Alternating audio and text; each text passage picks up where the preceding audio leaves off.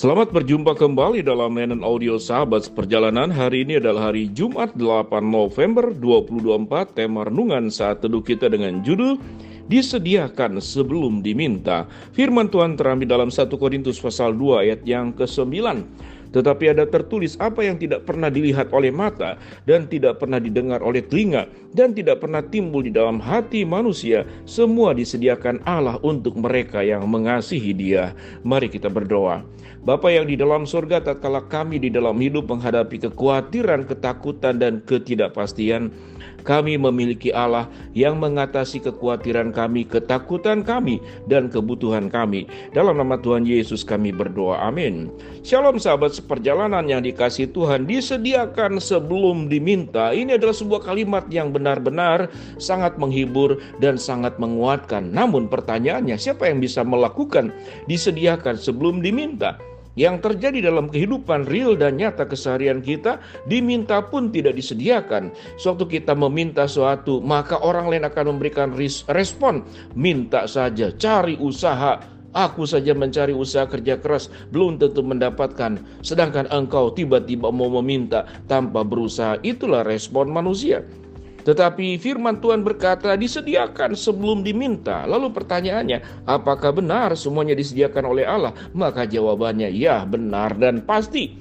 Semuanya disediakan oleh Allah. Mari kita baca kembali ayat ini. Tetapi seperti ada tertulis, apa yang tidak pernah dilihat oleh mata dan tidak pernah didengar oleh telinga dan tidak pernah timbul di dalam hati manusia, sebelum semua yang disediakan Allah bagi mereka yang mengasihi Dia. Sebelum kita melihat, sebelum kita mendengar, sebelum timbul di dalam hati kita, Allah sudah menyediakannya. Kalau kita melihat dalam proses penciptaan, sesungguhnya tatkala kita mau meminta, maka sesungguhnya kita harus menjadi makhluk hidup terlebih dahulu. Bukankah semua kita dari awal adalah ciptaan? Yang namanya ciptaan berarti kita belum punya sebuah kemampuan proses untuk meminta. Sebelum kita meminta, Allah menyediakan. Allah menyediakan seluruh alam semesta ini diciptakan selama 6 hari. Dan manusia diciptakan sebagai makhluk yang paling baik daripada seluruh ciptaan yang ada. Itu bukti bahwa Allah menyediakan sebelum diminta. Bahkan sewaktu kemudian Tuhan menciptakan Adam, bahwa Adam membutuhkan seorang penolong, Allah menyediakan. Sewaktu kemudian manusia berbuat dosa sebelum diminta, Allah memang menghukum, tapi Allah menyediakan yang namanya bahtera Nuh, supaya orang itu mau bertobat. Tatkala kemudian manusia tidak mau bertobat, karena Allah tidak hanya menyediakan sesuatu yang kita butuhkan, tapi Allah juga mengingatkan kita untuk hidup di dalam kekudusan dan kebenaran.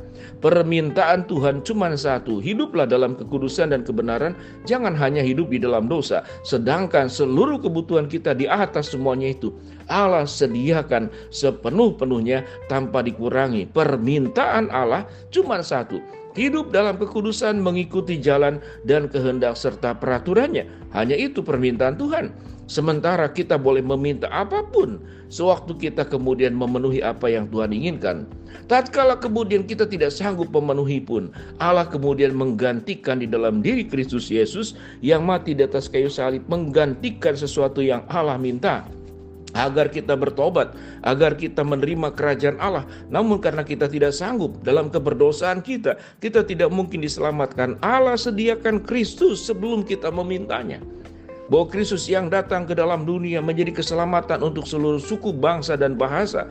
Dari zaman terdahulu, sekarang, dan yang akan datang, sampai kemudian akhir zaman tiba, Allah sediakan tanpa terkecuali. Baik yang meminta maupun tidak meminta, Allah sediakan. Apa itu faktor yang Allah sediakan? Alam ciptaan ini, kita diberikan oksigen, kita diberikan tubuh yang sangat lengkap dari ujung kepala sampai ke ujung kaki, organ-organ yang di dalamnya tanpa kemudian berkurang. Memang ada sakit penyakit tertentu, itu pun karena dosa. Namun pada awalnya Allah menciptakan segala sesuatu di dalam kesempurnaan.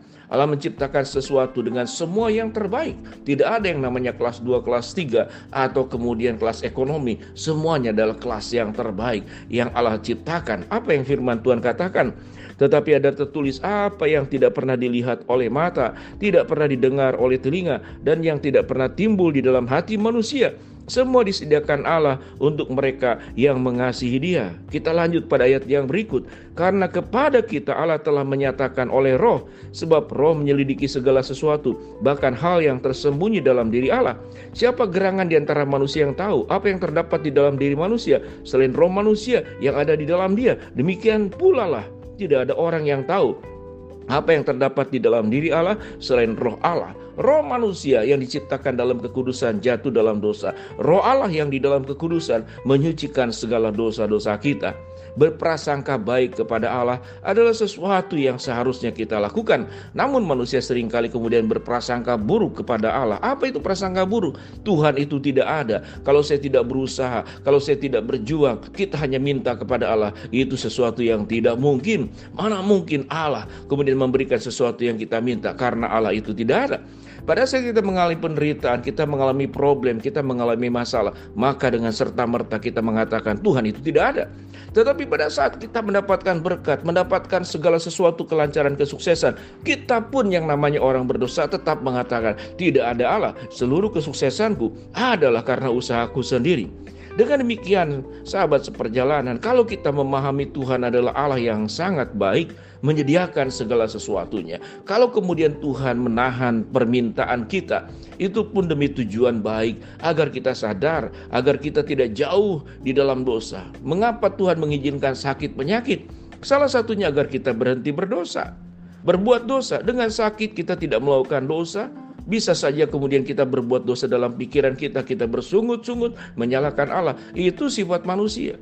Di dalam Tuhan, tatkala Tuhan memberikan dan menyediakan masalah untuk mengingatkan kita, untuk kemudian menegur kita bahwa ada hal yang lebih berbahaya. Tatkala kita berjalan tidak sesuai dengan kehendak Allah, itu akan mengalami banyak kehilangan.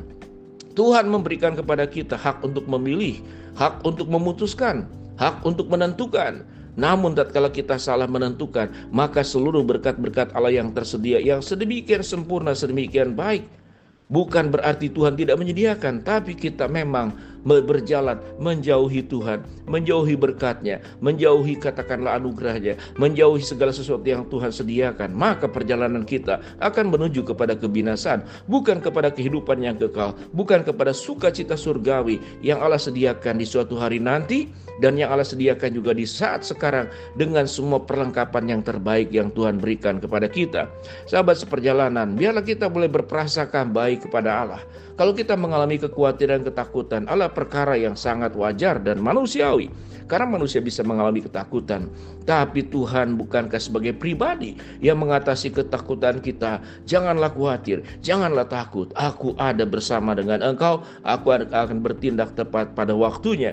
Marilah di dalam segala kesulitan yang kita hadapi, apa yang firman Tuhan katakan, Allah sudah menyediakan segala sesuatu sebelum kita memintanya. Allah sudah menyediakan yang terbaik sebelum kita menyampaikannya, mengutarakannya. Tugas kita sebagai anak-anak Tuhan, hiduplah dalam kebenaran, hidup dalam kekudusan, hiduplah dalam jalannya, lakukan kehendaknya. Jangan hawa nafsu kita yang bertata di atas hidup kita, yang membuat kita akan mengalami kebinasaan. Mari kita berdoa.